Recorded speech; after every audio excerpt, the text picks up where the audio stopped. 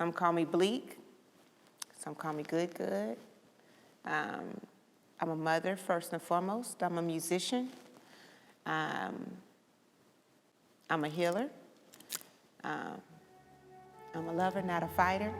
You know, I'm all those things.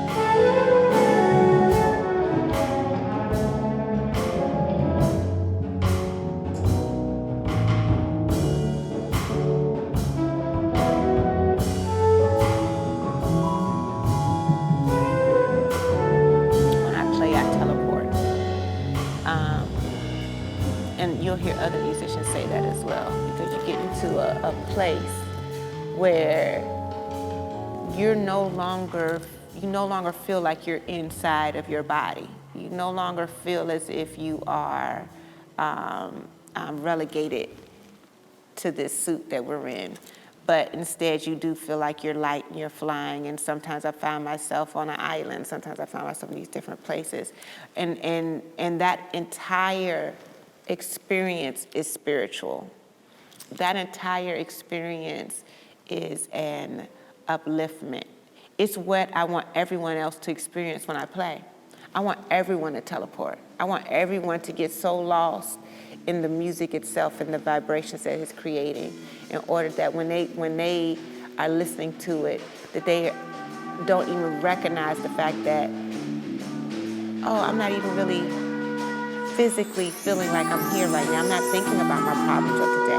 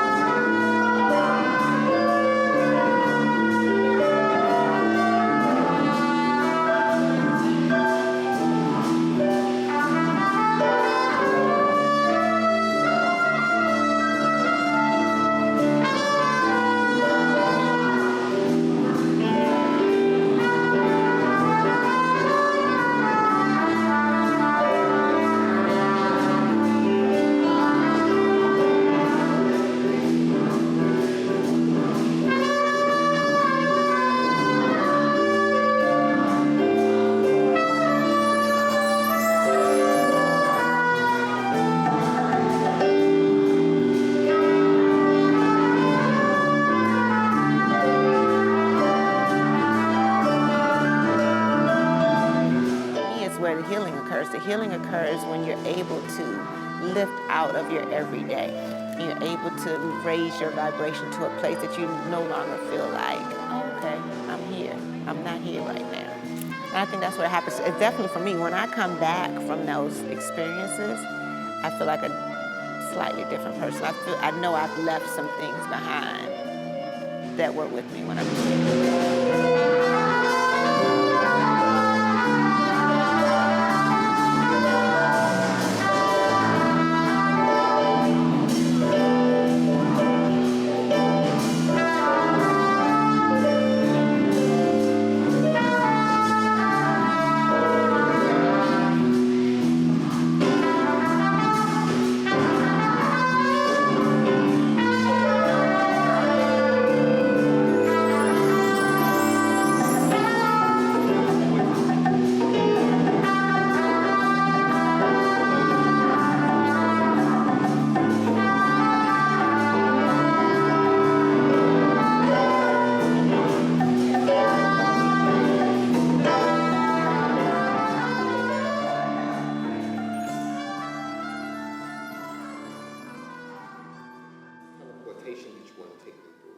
You're literally going through several genres of music. How do you think that plays into the audience's experience?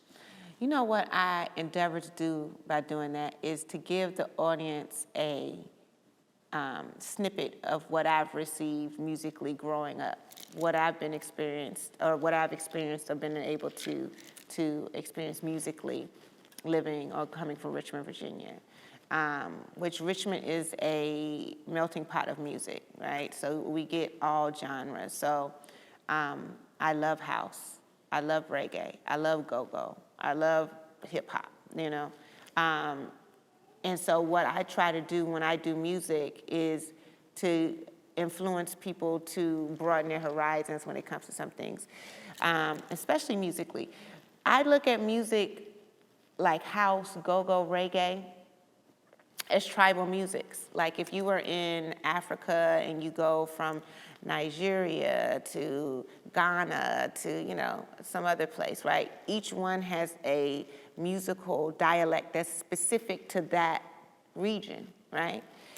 It's no different than in the United States. In DC, they have go-go. In Chicago, they have house. And, you know, Jamaica, they have reggae. Or, you know, if you're in, like, Florida or somewhere like that, it's very similar.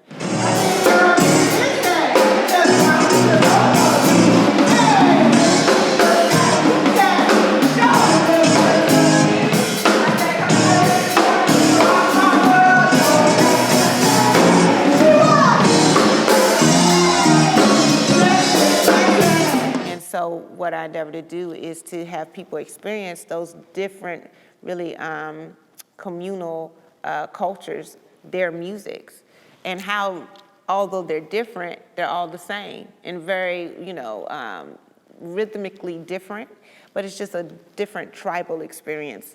That's how I look at them. And so I look at each one as a spiritual mechanism. You go to a house party, you go to a house club or whatever, and you hear people who love house, and you see them lift spiritually as they dance to house music. You go to a reggae club, and you have people who love reggae, and you see them spiritually lift as they listen to reggae music. You go to a go-go club, and you know people who love go-go, and you see them spiritually lift. I love them all. So I'm like, hey, I figure one of them gonna get you. One of them gonna get you. I'm gonna play all of these suckers. One of them is going to move you to a place where I'm trying to get you to.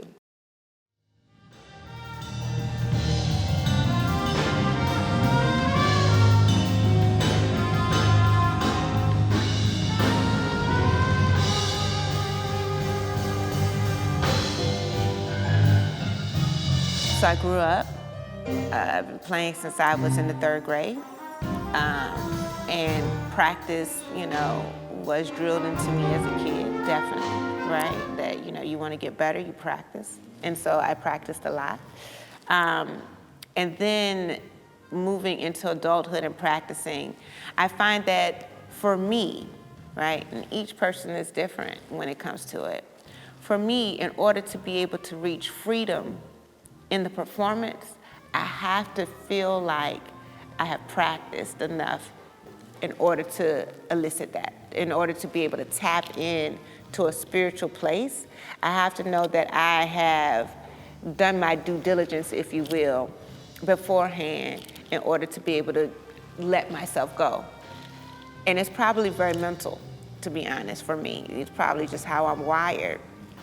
But once I have done that, the idea for a music performance, right? Erykah Badu says this, and it's one of my favorite quotes that she said. She was like, when I am recording music, right? When I'm recording, I am perfecting music. I'm perfecting an experience. When I am live, I'm creating an experience, right? And so I feel the same way about practice. When I'm doing practice, I'm looking for perfection. I'm doing that perfection in practice so that when I get to a performance, I can create.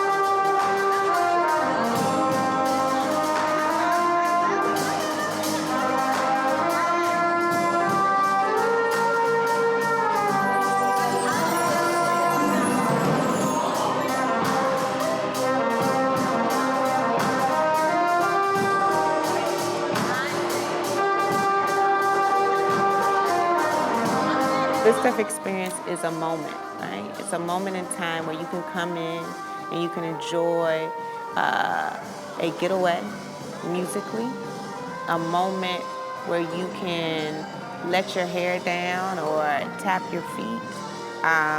The good stuff experience it transcends the everyday. It feels like, you know what it feels like if I had to sum it up in like a food version.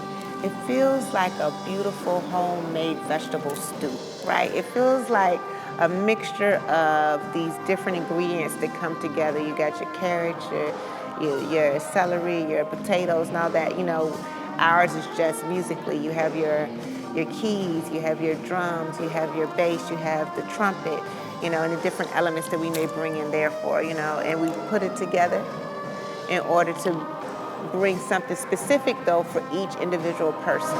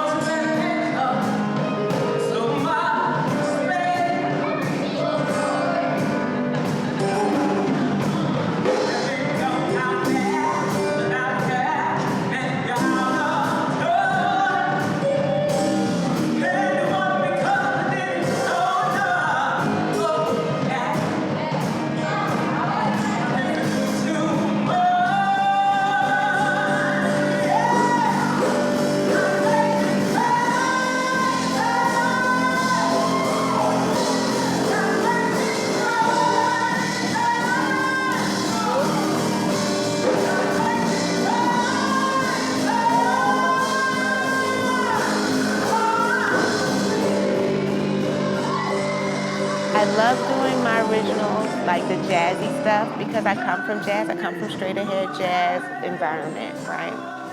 What I like to do with my music is fuse jazz with other elements, right? And to be honest, I'm not sure if what I'm doing has a name, right? Just like when Erykah Badu and them started, they named it Neo Soul, which they hate, right? But they named it that because they didn't know what to name exactly what they were doing. I don't know, jazz fusion is what they've named what we do, but I don't know if that's proper. But it is understandable enough for what's going on now. But my second part, let me go back, I'm gonna do two together. The first is the traditional jazz, the straight ahead jazz fusion kind of stuff, my original pieces. I love that. I love it because you get to kind of move in the moment. There's a beginning and there's an end, and in the middle it's just, you have a core line, but after that it's just kind of free. And I love that part. I love the freedom in jazz.